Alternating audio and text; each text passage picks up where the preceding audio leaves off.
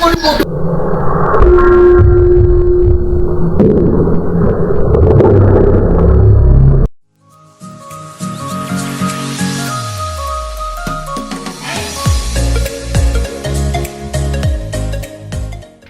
白吗？来今年呢，今年就是来把嘞，就那话昂个明白？你家里面嘞嘛咯，对不？DC 米的比如的你了，第三遍嘛，对吧嘞？对不？DC 米的有，个人国家，哎嘛呗，来这个比如了呀，第三遍嘛，对吧嘞？DC 米的比的怎么了？NMC 有做么了？一口压力都高嘛嘞？ဒါလည်းကျွန်တော်တို့လင်းနေမထက်ခင်မှာမီးစာပေးလိုက်တဲ့အချိန်မှာခိုးလေးထွက်လာပြီးတော့မှကန်ထွက်တတ်တဲ့သဘောကြောင့်မလို့ဖြစ်ပါတယ်။ဒါလည်းကျွန်တော်တို့ဖြစ်ချင်းတဲ့နေရှိပါတယ်။ပလင်းနဲ့မထက်ခင်မှာဆိုရင်အရင်ဆုံးဒီခဲချောင်းကိုပါဝါပေးပြီးတော့မှသူ့မှာရှိတဲ့အခိုးတွေကိုထုတ်ပြလို့ရပါတယ်။ကဲဘယ်လိုပဲဖြစ်ဖြစ်ကျွန်တော်စိတ်ဝင်စားရဆိုတော့ကျွန်တော်တို့အတူတူလုပ်ကြည့်လိုက်အောင်ဗျ။အရင်ဆုံးလိုရတဲ့ပစ္စည်းတွေကတော့ကျွန်တော်တို့ပလင်းလေးပဲဖြစ်ပါတယ်။ဒီပလင်းလေးကိုအသုံးပြုပြီးတော့မှကျွန်တော်တို့ကမီးသီးပြုလုပ်မှာဖြစ်ပါတယ်။အိမ်မှာပဲကိုယ်တိုင်မီးသီးပြုလုပ်မှာဖြစ်ပါတယ်။အရင်ဆုံးတော့ကျွန်တော်တို့ဒီပလင်းလေးရဲ့အဖုံးလေးမှာအပေါက်ကလေးနှစ်ပေါက်ဖောက်ပါမယ်။ဝါယာသွင်းမှုအတွက်ဖြစ်ပါတယ်။ဒါတော့ကိုယ်စိတ်ကြိုက်ဓာတ်နဲ့ပဲလဲကကြီးနဲ့ပဲလဲဒရွဲနဲ့ပဲဖောက်လို့ရပါတယ်ဗျ။ကျွန်တော်တို့ဒီမှာဓာတ်နဲ့ပဲလှည့်ပြီးတော့မှဖောက်လိုက်ပါတယ်။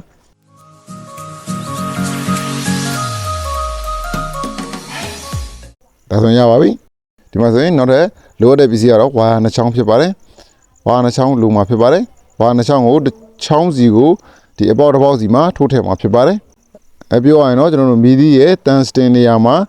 တန်စတင်ပြုလုပ်မှာဖြစ်ပါတယ်။ကျွန်တော်တန်မှန်မီးသီးတွေမှာပါတယ်တန်စတင်ပုံစံမျိုးတော့မဟုတ်ဘဲနဲ့ကိုယ့်ရဲ့စိတ်ကြိုက်ကိုယ်နဲ့အဆင်ပြေမဲ့တန်စတင်ကိုပြုလုပ်မှာဖြစ်ပါတယ်။ဒါလေးကတော့ကလစ်ကလေးတွေပါ။အားပြောတဲ့ကလစ်လေးဆိုရင်ပိုကောင်းပါတယ်။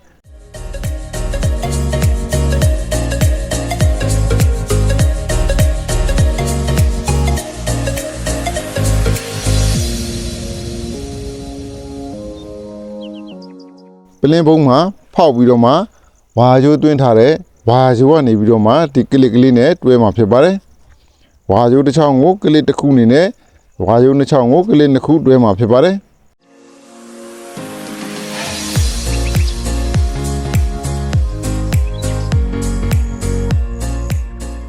ဒီနေရာမှာကျွန်တော်တို့ခဲဆော်လို့မရပါဘူး။ခဲဆော်ရင်ခဲပျော်သွားနိုင်ပါတယ်။ဘာဖြစ်လို့လဲဆိုတော့အထက်မှာမီးလင်းတဲ့ခါမှာအပူရှိန်ရှိလို့ဖြစ်ပါတယ်။အဲ့တော့ရိုးရိုးပဲကျွန်တော်တို့ကပလာယာနဲ့ညှက်ပြီးတော့မှတွဲမှာဖြစ်ပါတယ်နောက်တစ်ခုလည်းတွဲပါမယ်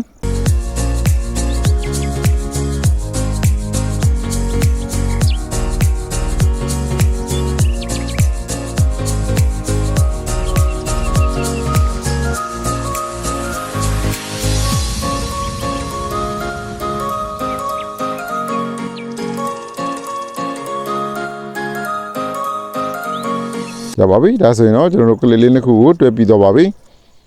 ပြီးတော့ကလစ်ကလေးတစ်ခုစီမှာလည်းကျွန်တော်တို့အပေါက်ကိုထစ်နေအောင်လို့ပိတ်ပြီးသားလည်းဖြစ်အောင်ထစ်ကလေးဖြစ်သွားအောင်လို့ကျွန်တော်တို့ကဒီမှာအထုံးလေးတစ်ခုထုံးပါမယ်ဝါကြိုးကိုထုံးလေးတစ်ခုထုံးပါမယ်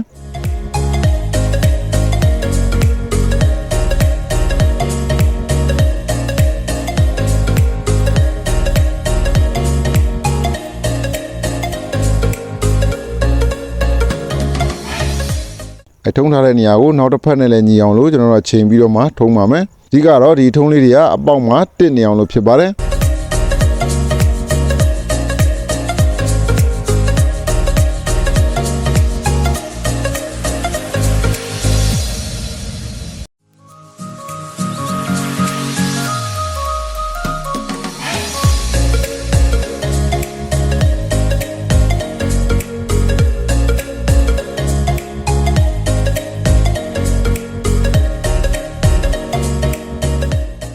ပြီးတော့နောက်ကိုလည်း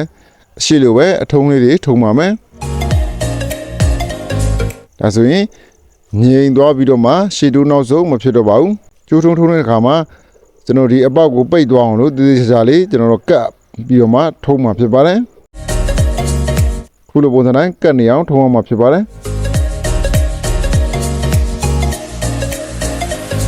ဒီဘက်ကအနီကိုလည်းစောစောအတိုင်းပဲကျိုးထုံပါမယ်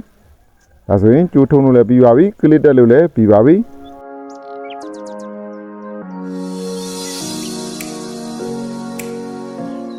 ဒါဆိုတော့ဝါကျိုးနဲ့ပလင်းဖုံးနဲ့တွဲဆက်တဲ့ကိစ္စပြီးပါပြီ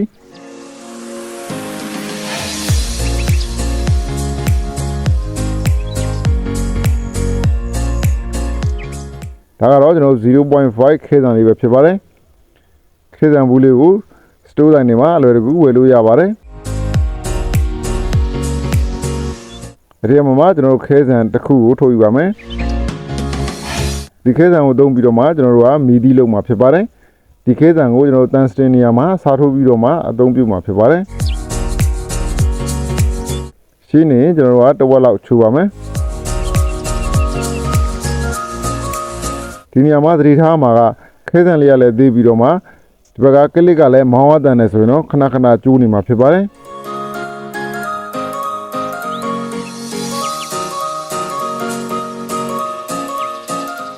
ခုဆိုရင်တော့ကျွန်တော်တို့ခဲဆန်တက်လို့ပြီးပါပြီဒါကိုကျွန်တော်တို့ကပလင်းနဲ့ထည့်ပြီးတော့မှကျွန်တော်မီဒီအဖြစ်နဲ့အသုံးပြုမှာဖြစ်ပါတယ်တွဲဖို့ DC ပေးလိုက်တာနဲ့ဒီမှာကျွန်တော်တို့ကမီလင်းလာမှာဖြစ်ပါတယ်မီဒီပုံစံတိုင်းမီလင်းလာမှာဖြစ်ပါတယ်ဒါပေမဲ့ဒီနေရာမှာတော့ကျွန်တော်တို့က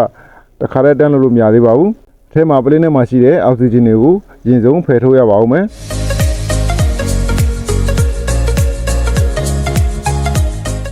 ဒါတော့ကျွန်တော်တို့စိုးစောကပလင်းပုံမှာရှိတဲ့အပေါက်ကလေးတွေကိုဝါယာတက်တဲ့ခါမှာလေလုံအောင်လို့ကျွန်တော်ဟော့ကလူးကန်နဲ့ထပ်ပြီးတော့မှကတ်တာဖြစ်ပါတယ်အတွင်းရောပြင်ရောကတ်မှာဖြစ်ပါတယ်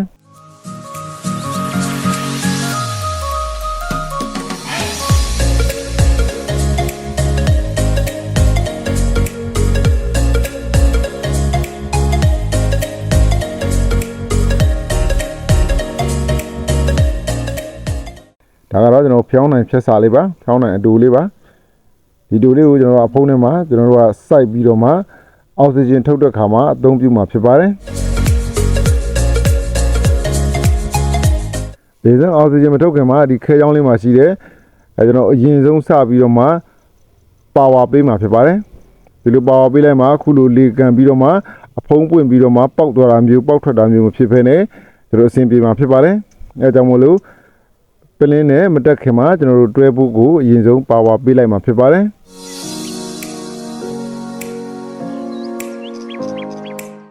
ဒါဆိုရင်ခိုးထွက်သွားပါပြီခိုးထွက်သွားပြီဆိုတော့ပလင်းနဲ့မှာထပ်ပြီးတော့မှခိုးမထွက်တော့ပါဘူးအဲ့ခါကျရင်ပလင်းပုံကြီးပွင့်ထွက်ပြီးတော့မှပေါက်ကွဲတာမျိုးလည်းမဖြစ်တော့ပါဘူးဒါဆိုရင်လုံးဝစိတ်ချတဲ့နေတာဖြစ်သွားပါပြီ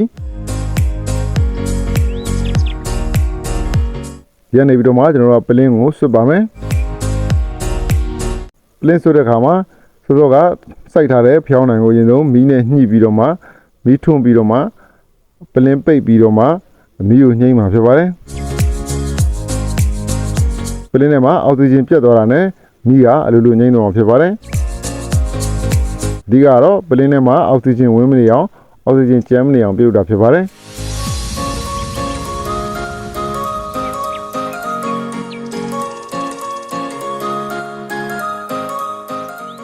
ဒီလိုရင်မင်းကြီးသွားပါပြီ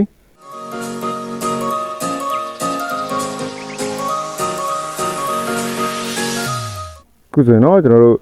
မီဒီထွန်းဖို့တွဲဖို့ DC ပေးပြီးတော့မှမီဒီထွန်းဖို့အစင်းနေဖြစ်ပါပြီကျွန်တော်တို့ခုလိုလုပ်ပြီးတော့မှတကယ်ရောမီလင်းရလားတကယ်ရောသုံးတဲ့ရလားဆိုတာကိုကျွန်တော်တို့စမ်းကြည့်မှာဖြစ်ပါတယ်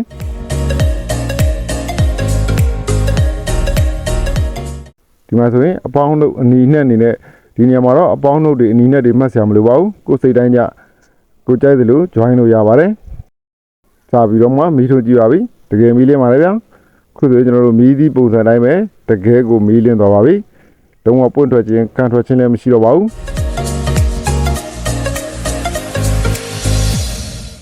ကတူကြည့်ပါမယ်တကယ်မီးသီးတိုင်းပဲတကယ်ကိုအသုံးဝင်မှာဖြစ်ပါတယ်ဒါကတော့ကျွန်တော်ဘူးသူရအနေနဲ့တင်ဆက်ပေးတာဖြစ်ပါတယ်ဒီဗီဒီယိုလေးကြည့်ပြီးတော့ကျေနပ်နှစ်သက်ကြလိမ့်မယ်လို့ထင်ပါတယ်တကယ်လို့နှစ်သက်ခဲ့ရဆိုတော့ like လေးပေးခဲ့ပါဦးဗျတကယ်လို့နှစ်သက်ခဲ့ဘူးဆိုတော့ unlike လေးပေးခဲ့ဖို့မမေ့ပါနဲ့နော်အားလုံးကိုထူးပဲကျေးဇူးတင်ပါတယ်နောက်လာမယ့်ဗီဒီယိုမှာပြန်တွေ့ကြပါဗျ